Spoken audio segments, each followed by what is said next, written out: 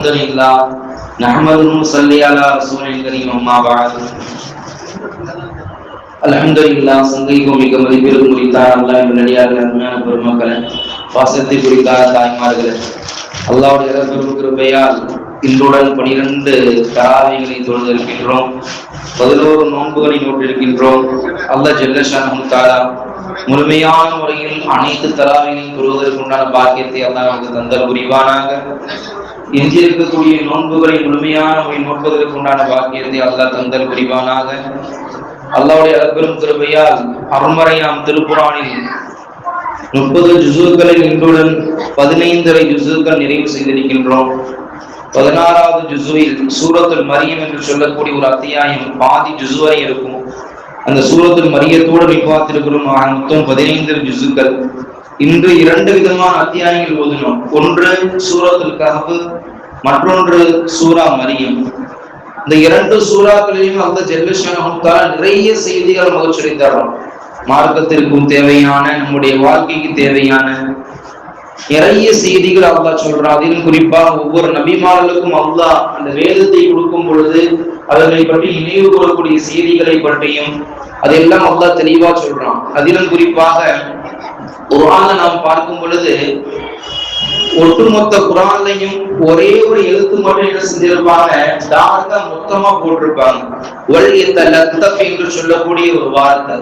அந்த வார்த்தையில் இருக்கக்கூடிய எழுத்துக்கள் முழு குர்ஆனினுடைய மொத்த பாதியாக பிரிக்கப்பட்டு முதல் 15 ஜுஸுக்கு அதுல பாதி எழுத்துக்களும், மறு 15 ஜுஸுக்கு மறு பாதி எழுத்துக்களும், நடுவில் இருக்கக்கூடிய அந்த வார்த்தை என்ன செய்யப்பட்டிருக்கும்.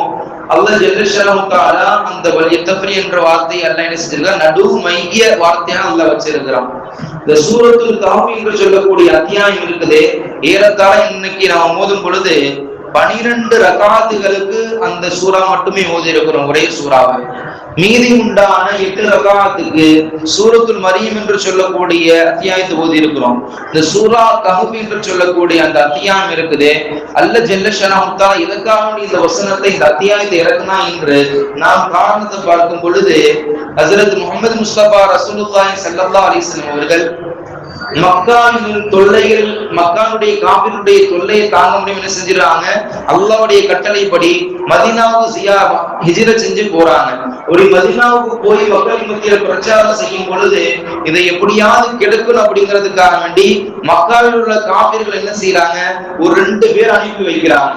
அந்த 2 பேர் என்ன செய்யறாங்க, மக்கால மதீனாவில் இருக்கக்கூடிய யூதர்களிடத்திலையும் நஸ்ரானி இடத்திலையும் முனாஃபிகின் இடத்திலையும் சொல்லி ரசூலுல்லாஹ்வுடைய பிரசங்கத்தை எப்படியாவது என்ன செய்யணும், இல்லாம ஆக்கணும், ரசூலுல்லாஹ் பிரசங்கத்தை தடுக்கணும் என்பதற்காக வேண்டி மிக திட்டம் தீட்டுறாங்க. அப்படி அந்த 2 பேரும் அந்த யூதர்கிட்ட பேசும் பொழுது அந்த யூதர்ல ரொம்ப அறிவானவங்க சொல்றாங்க, அப்படியா நல்ல நபியாக இருந்தால், வேதத்தை கரைத்து குடித்தவராக இருந்தா தௌராத்து உண்டான வேதத்தை தெரிஞ்சிருக்கணும். அப்படி தௌராத்து உண்டான வேதம் என்ன, நான் ஒரு 3 கேள்விகளை சொல்லி தரேன், அதை பத்தி நீங்க கேளுங்க. அப்படி இந்த 3 கேள்விகளுக்கு சரியான பதில் சொல்லிவிட்டார் அவர் உண்மையான இறை தூதர். அப்படி அவர் சொல்லலன்னு சொன்னா அவர் என்ன செய்யறாரு, அவர் பொய்யானவர், நம்மளிடத்துல என்ன செய்யறாரு, அடிச்சு விடுறாரு அப்படிங்கிற மாதிரி ஒரு அந்த யூதர்களே பெரியா என்ன செய்யறாங்க, எதிர்களே பெரிய என்ன செய்யறாங்க, அந்த 3 கொஸ்டின்களை சொல்லி அனுப்புறாங்க. உடனே அவங்களுக்கு ரொம்ப சந்தோஷமா போயிருச்சு. நல்ல வேளை நமக்கு என்ன செய்ய போறோம், இந்த ரசூலுல்லாஹ் கேட்கக்கூடிய அவங்க சொல்லக்கூடிய அந்த கேள்விகளை கேட்டு அவங்க கேள்விக்கு பதில் சொல்ல முடியாம திரளடிக்க போறோம் என்ன செய்யறாங்க, சந்தோஷம் வர்றாங்க. அப்படி 3 கேள்விகளை கேட்கிறாங்க. ஒன்று, நமக்கு முன் வாழ்ந்த ரசூலுல்லாஹ்வுக்கு முன் வாழ்ந்த, இந்த அளவுக்கு முன்னாடி வாழ்ந்தன்னு சொன்னா 900 வருடத்திற்கு முன் வாழ்ந்த அஸ்ஹாபுல் கஹ்ஃப் வாசிகள், குகைவாசிகளை பத்தி கேட்க சொல்றாங்க. இது முதல் கேள்வி. இரண்டாவது கேள்வி என்ன கேட்கிறாங்கன்னு சொன்னா, துல்கர் அலைஹிஸ்ஸலாம் அவங்களை பத்தி என்ன செய்யப்படுது, கேட்கப்படுது. மூன்றாவது ஒரு கேள்வி, ரூஹுனா என்ன அப்படிங்கறத பத்தி செய்தி என்ன என்பதை பத்தி கேட்கும் பொழுது ரசூலுல்லாஹ் இந்த செய்தியை சார்ந்த 2 பேர் கேட்கிறாங்க. அப்படியா, சரி போயிட்டு வாங்க, நாளைக்கு சொல்றேன்னு சொல்லிட்டாங்க.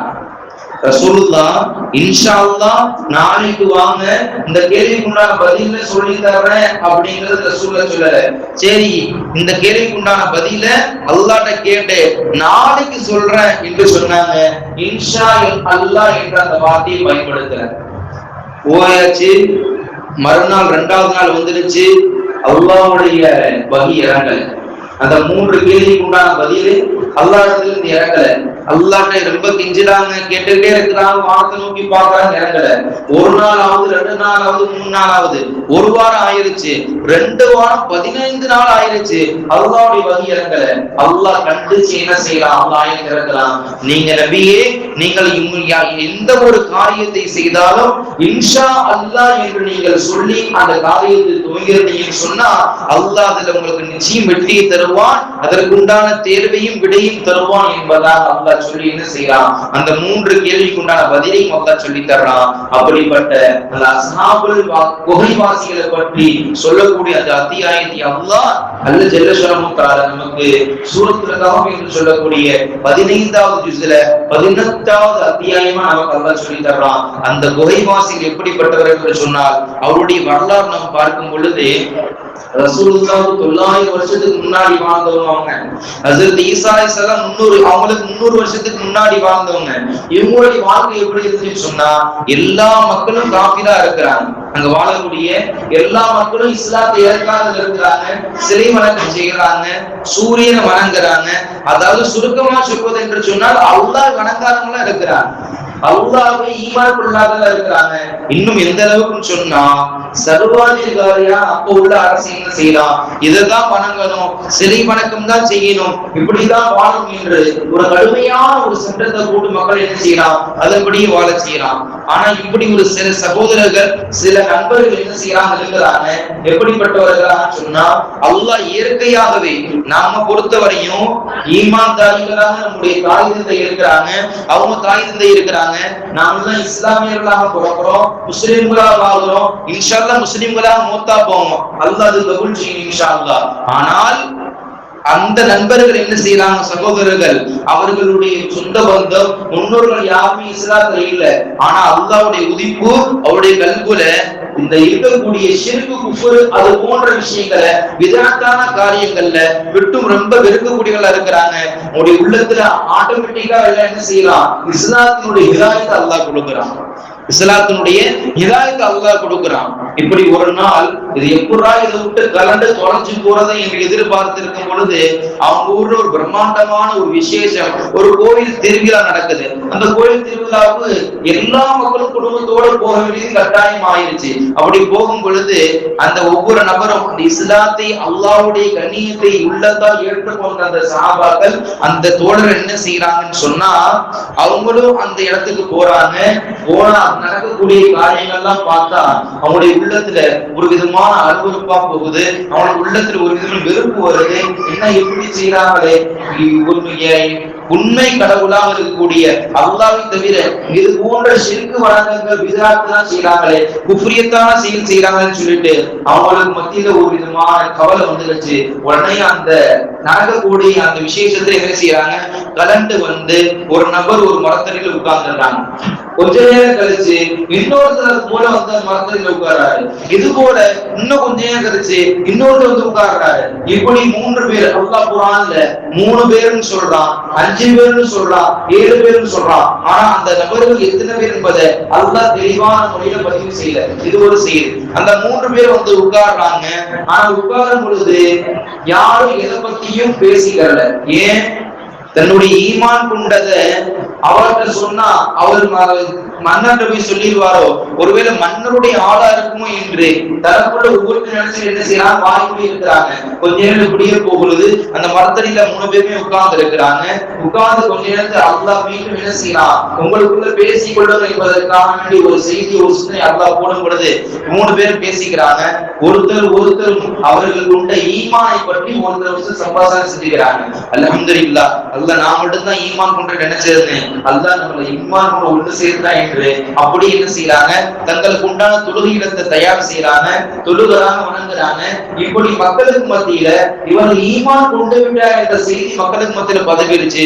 உடனே அவர்கள் மன்னர்கிட்ட போய் சொல்றாங்க, போய் சொன்னவன யாராது நான் இருக்கிற ஏரியால இப்படிப்பட்ட ஒருத்தர் இருக்கிறாங்க, அவனை அழைச்சி கொண்டு வான்னு சொல்லிட்டு அவர்கள் அழைச்சி வர சொல்லப்படுது. இவங்களும் போறாங்க சபைக்கு. சபைக்கு போய் இவங்க பயப்படல, கண்ணுத்தல கொள்ளல. அவரிடத்துல சொல்ல வரபத்துனா அலா குழுமி நாங்க வானத்தை படைத்த பூமியை படைத்த சர்வ எல்லா படைப்பிடங்களை படைத்த அந்த அல்லாஹ்வை தான், ஓரிரு கடவுளைத்தான் நாங்கள் வணங்குவோம், உன்னை வணங்க மாட்டோம். நீ எதை வணங்க சொல்கின்றாயோ அப்படிப்பட்ட எதையும் நாங்கள் வணங்க மாட்டோம் என்று மன்னரிடத்துல தைரியமா பேசுறாங்க. அப்படி பேசும் மன்னன் ரொம்ப கோபம் வந்துருச்சு. உடனே என்ன செய்யறான்? அவர்களை கொலை செய்வதற்கு திட்டமிடுறான். முதல் அவர் செய்தது என்ன? அவருடைய ஆடை கலந்து அவன் நிர்வாணமாக்கி என்று மன்னர் உத்தரவிடும் போது தன்னுடைய மானத்தை பாதுகாப்பதற்காக என்ன செய்யறாங்க? அந்த 3 நபர் என்ன செய்யறாங்க? அந்த தோழர்கள் உடனே வெளியே ஓடுறாங்க. மன்னருடைய ஆளும் துரத்தி வர்றாங்க. அப்படி ஓட பொழுது பின்னாடி ஒரு நாயும் துரத்திக்கிட்டே வருது. ஒண்ணு துரத்திட்டு வருதா அப்படிங்கறது காட்டிலும் அவரு பின்துரந்தே வருது. உடனே முந்தி போய் என்ன செய்யறாங்க? அங்கிட்ட அவன் வேற துரத்திக்கிட்டு வர்றான், இது நாய் வேற துரத்திட்டு வருது. இருக்க கல்லை கொண்டு எரிஞ்சு பாக்குறாங்க, அந்த நாய் ஓடுற மாதிரி தெரியல. இவங்களும் ஓடுறாங்க, பின்னாடி நாய் பின்னாடி ஓடி வருது. என்னடா இப்படி ஒரு சோதனையா இருக்குன்னு சொல்லிட்டு உடனே அந்த நாய் அந்த நேரத்தில் பேசுது. ஹதீஸ்ல வரக்கூடிய செய்தி தஃசீரை கொடுத்துக்கிட்டு அந்த ஹதீஸை பதிவு செய்யறாங்க. அந்த நாய் பேசுது, ஓ தோழர்களே, எதுக்காக நான் யார் நினைச்சீங்க? எதுக்கு இப்படி பயந்து ஓடுறீங்க அப்படின்னு கேட்டுக்கிட்டு, அல்லாஹ்வை அல்லாஹ் யாரையெல்லாம் பிரியப்படுகிறானோ அவரை நான் பிரியப்படுகிறேன், நீங்கள் அல்லாஹ்வால் பிரியப்பட்டவர்கள், அதான் நான் உங்களை பிரியப்படுகிறேன் என்று சொல்லி உங்களுக்கு நான் துணையா இருப்பேன்னு சொல்லிட்டு அந்த நாய் கூடவே கூப்பிட்டு போறாங்க. ஒரு குகைக்குள்ள போயிடுறாங்க. கொடைக்குள்ள போய் வந்தவெல்லாம் தேடி வர்றாங்க. ஆனா அவங்க எப்படி முகமது ரசூலுல்லாஹி ஸல்லல்லாஹு அலைஹி வஸல்லம் மக்காவிலிருந்து ஹிஜ்ரத் செஞ்சு வரும் பொழுது எப்படி தௌர் குகையில தஞ்சம் அடைஞ்சாங்களோ அதே போல இந்த குகைவாசிகள் அந்த ரத்தம் என்று சொல்லக்கூடிய 2 விதமான செய்திகள் இருக்கு. கஹஃப் என்று சொல்லக்கூடிய குகையில போய் உள்ள நுழைஞ்சிடுறாங்க. வர்றவங்க பாக்குறாங்க, அங்க ஒரு குகை மாதிரி தான் இருக்குது. அவருடைய கண்ணை மண்ணடி போட்ட மாதிரி எந்த இது இருக்குதுன்னு தெரியல. வந்தவங்க சுத்தி தேடி பார்த்துட்டு போயிட்டாங்க. அப்ப வந்தவங்க ரொம்ப ஓடி வந்ததுனால அந்த தோழர் என்ன செய்யறாங்க? ரொம்ப களைப்புல அப்படியே படுத்துடுறாங்க. படுத்து எந்திரிக்கிறாங்க. எந்திரிச்சோன்னா கடுமையான பசியா இருக்குது. எந்திரிச்சவங்க சொல்றாங்க, என்னப்பா இது இவ்வளவு நேரமா தூங்குறது? ஒரு நாள் தூங்கிடும் போல இருக்க. சாதாரணமா ஒரு மணி நேரம் 2 மணி நேரம் தூங்கலாம், இல்ல ஒரு நைட்டு தூங்கலாம். நம்ம 1 மணி நேரம் ஒரு நாளைக்கு மேல தூங்குன மாதிரி தெரியுது. எந்திரிங்கப்பா செய்யறாரு. இருக்கிறவங்க எழுப்பி விடுறாரு. எந்திரிக்கிறாங்க. கடுமையான பசி வந்துருச்சு. இருக்கக்கூடிய என்ன செய்யறாரு? தான் இருக்கக்கூடிய தீனார் திரகத்தை அப்ப உள்ள காசு எடுத்து என்ன செய்யறாரு? கொடுக்குறாங்க. கொடுத்துட்டு வெளியில போய் என்ன செய்யுங்க? இந்த மன்னர் எல்லாம் இருப்பான், அவங்க கண்ணில் பற்றாதீங்க. தமிழ் துரத்தி இந்த ஆளுங்க இருப்பாங்க, காவியர்கள் இருப்பாங்க, அவங்க கண்ணெல்லாம் பற்றாதீங்க. பதுங்கி போய் நமக்கு சாப்பாடை வாங்கிட்டு வாங்கன்னு சொல்றாங்க. அந்த நேரத்தில் இன்னொரு செய்தியை சொல்றாங்க. அவர்கள் எல்லாம் எதை வணங்குறாங்க? சூரியன் வணங்குறாங்க, சிலை வணக்கம் செய்யறாங்க. அவரிடத்துல ஹலால் இருக்காது. அப்படி யாராவது ஈமான் கொண்ட நம்மளோட இருக்காங்கன்னா அவருடைய கடையில தேடி பிடிச்சு என்ன செய்யுங்க? நமக்கு உண்டான சாப்பாடு வாங்கிட்டு வாங்கன்னு சொல்லி அனுப்புறாங்க. அதே போல ஒரு நபர் போறாரு. அவருடைய ஈமான பாருங்க. ஈமானுக்காக வேண்டி ஒருத்தருக்கு குடிமானமா இருந்தான்னு சொன்னா எப்படிப்பட்ட சோதனையாக இருந்தாலும் அவருக்கு அல்லாஹ்வுடைய உதவி எப்படி கிடைச்சு போயிடும். அந்த நிலையிலும் கூட அவர்கள் ஹராம் பேருனாங்க. ஆனா நம்முடைய வாழ்க்கையில பார்க்கும் பொழுது யார் அறுக்கிறான்னு தெரியல, அந்த சாப்பாடு எங்கிருந்து வருதுன்னு தெரியல. இந்த கடைக்கு போனா அருமையா இருக்கும், சூப்பரா இருக்கும், அழகான சிக்கன் வச்சிருக்கிறான். அந்த சிக்கனுக்கு பலவிதமான பேர்கள் இருக்கு, அது சொல்ல நமக்கு வாயில வரல. அந்த இப்படிப்பட்ட சிக்கனை திங்கணும், அதுக்காக வேண்டி போராடணும், அங்க போகணும் இங்க போகணும், எங்கேயாவது போய் அதை வாங்கி திங்கணும், அந்த மாதிரி வாங்கி திங்கணும், அந்த பீச்சில அந்த பார்க்கணும், சுத்தி பார்க்கணும், தாண்ட ஜிபி வச்சு வாங்கி பார்க்கணும். ஒரு சின்ன விஷயத்துக்கு கூட நம்ம என்ன செய்யறாங்க? நம்முடைய டெக்னாலஜி வளர்ந்து போய் ஒரு சின்னதா ஒரு பொருள் வாங்கினாலும் இந்த ஜிபே பண்றேன், 10 ரூபாய்க்கு ஒரு ஜிபே, 5 ரூபாய்க்கு ஒரு ஜிபே, சர்வ சாதாரணமா போயிருச்சு பணத்தினுடைய மதிப்பு. அல்லாஹ் பாதுகாக்க வேண்டும். அவருடைய ஈமான் எப்படி இருந்துச்சு? அந்த அளவுக்கு உறுதியான ஈமான் அதிகமான ஹலால் ஹலால் அப்படி பேருதான வாழ்க்கை வாழ்ந்தாங்க. நம்ம எங்கிருந்து வருது, இது ஹலாலான உறவா, ஹலாலான சம்பாத்தியமா, ஹராமான வெளியிலிருந்து வருதா என்று ஒன்றுமே பார்க்கிறது இல்லை. எப்படியாவது நம்ம வாயில அள்ளி கொட்டிக்கிறணும், வயிற்றுல கொட்டிக்கிறேன் என்று சர்வசாதாரணமான நம்முடைய உணவு பழக்க வழக்கங்களுக்கு அல்லாஹ் பாதுகாக்க வேண்டும். ரசூலுல்லாஹ் சொன்னாங்க, ஹராமான முறையில் வளர்க்கப்பட்ட உணவு ஒருபோதும் சொர்க்கம் செல்லாது என்று ரசூலுல்லாஹ் சொன்னாங்க. ஹராமான உணவு உண்டு, நம்ம என்ன அமல் செய்தாலும் அல்லாஹ் அந்த அமலை ஏற்றுக்கொள்ளவே மாட்டான். நீங்க ஹலாலான முறையில ஒரு பிடி சாப்பிடுங்க, நீங்க சின்ன அமல் செய்தாலும் அதற்குண்டான பன்மடங்கு கூடி அல்லாஹ் தருவான் என்பது பெருமானார் ஸல்லல்லாஹு அலைஹி ஹதீஸா இருக்குது. அப்படிப்பட்ட ஹலால் ஹராமை பேணி வாழக்கூடிய பாக்கியத்தை அல்லாஹ் தந்தல் புரிவானாக. அந்த தோழர் என்ன செய்யறாரு, ஒரு கடையில போய் ஜாமா வாங்குறாரு. ஜாமா வாங்கும் பொழுது அது காசு கொடுக்குறாங்க. காசு கொடுக்கும் பொழுது இது இப்போ உள்ள காசு, நீங்க எங்கே இருந்து வர்றீங்க, காரணம் என்னன்னு கேட்டா, அவர்கள் தூங்குனாங்க.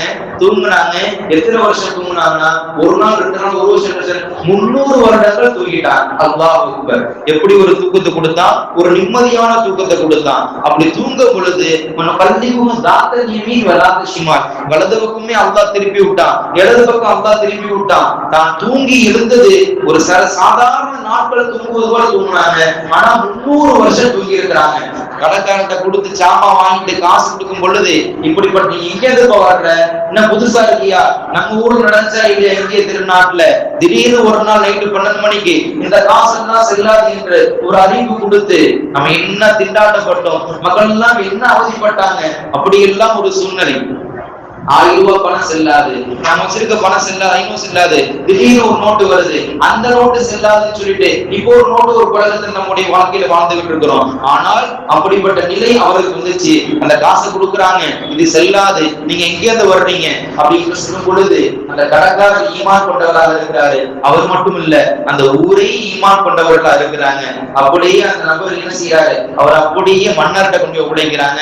அந்த மன்னர் முன்னாடி வாழ்ந்த மன்னர் அல்ல, அவர் ஈமான் கொண்ட மன்னர். நீங்க எங்க இருந்து வர்றீங்க, எப்படி இருக்கிறீங்க கேட்கும் பொழுது அவர் சொல்றாரு, நான் இப்படிப்பட்டவன் சொன்னா, நாங்கெல்லாம் முன்னாடி ஒரு காலத்துல, அதாவது அந்த மன்னர் கடுமையான அடக்கம் கொண்ட அந்த மன்னருடைய சபையில நாங்க வாழ்ந்தோம். அவன் எங்களை இஸ்லாத்தை ஈமான் கொண்டதுக்கு எங்களை விரட்டி விட்டான், எங்களை கொலை செய்துக்க வந்தான், நம்ம ஒரு குகைக்குள்ள போய்கிட்டோம் என்று சொன்ன மாத்திரத்துல, அப்படியா அவர்களுக்கு அந்த குகையை தேடி என்ன செய்யறாங்க.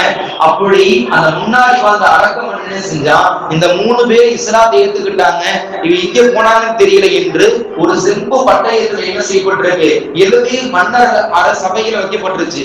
அப்படி அந்த சபை அதை இருந்ததை பார்க்கணும்னு என்ன செய்யறாங்க, இவர் உண்மைதான், இவர் சொல்வது உண்மைதான் என்று உறுதிப்படுத்தி அந்த கஹ்ஃப்வாசிகள் இருக்கக்கூடிய அந்த குகைக்கு எல்லாரும் வர்றாங்க. வரும்பொழுது அந்த நண்பர் சொல்றாங்க, ஒரு சகோதரர் சொல்றாரு, அந்த கஹ்ஃப்வாசி சொல்றாரு, நீங்க எல்லாரும் வந்தீங்கன்னா நீங்க உள்ளவங்க பயந்துருவாங்க, நீங்க எங்கே இருங்க, நான் உள்ள போய் என் தோழர்கிட்ட சொல்லிட்டு அவங்களை அழைச்சிட்டு வர்றேன் என்று சொன்னதுதான் மாத்திரத்துல உள்ள போனவர் தான் வெளியில வரல. அல்லாஹ் உண்மையாகவே அவர் மரணிக்க செய்தான். உண்மையாகவே அவருக்கு 3 பேரையும் மரணிக்க செய்தான். இது ஒரு தஃசீர்ல இருக்கும் பொழுது இன்னொரு கருத்து இருக்கு. அவங்க உள்ள போயிட்டு வெளியில வந்து இருக்கிறவங்க எல்லாத்தையும் பார்த்தாங்க, பேசினாங்க, சுசாவை செஞ்சாங்க, மீண்டும் அந்த குகைக்குள்ள போனாங்க. அல்லாஹ் தூங்க வைத்தான். உண்மையான தூக்கத்தை, உறுதியான தூக்கத்தை, இறுதியான தூக்கத்தை, மூத்தி என்ற தூக்கத்தை அல்லாஹ் கொடுத்து விட்டான் என்பதுதான் குர்ஆன் பதிவு செய்யப்பட்டிருக்கு, ஹதீஸ்ல பதிவு செய்யப்பட்டிருக்கு. அப்படிப்பட்ட கஹ்ஃப்வாசிகள் அல்லாஹ் ஜல்ல ஷானஹு தஆலா அவர்கள் தூங்கினாங்க. அவருடைய ஈமானுக்காக வேண்டி, அவர்கள் கொண்ட அந்த ஈமானுக்காக வேண்டி எப்படிப்பட்ட துயரம் இருந்தாலும் அல்லாஹ் அதை பாதுகாத்து அவர் நிம்மதியான ஒரு வாழ்க்கையை கொடுத்து அல்லாஹ் ஜல்ல ஷானஹு தஆலா ஜோர்டான் என்ற நாட்டுல அவர்கள் இருக்கக்கூடிய அந்த குகை கண்டுபிடிக்கப்பட்டுச்சு. அவருடைய சடலம் இருக்குது. அதே போல அவர்கள் கூட இருந்த அந்த நாயினுடைய அந்த உண்மையான சடலம் அல்லது எலும்பு கூடும் அது இருக்குது.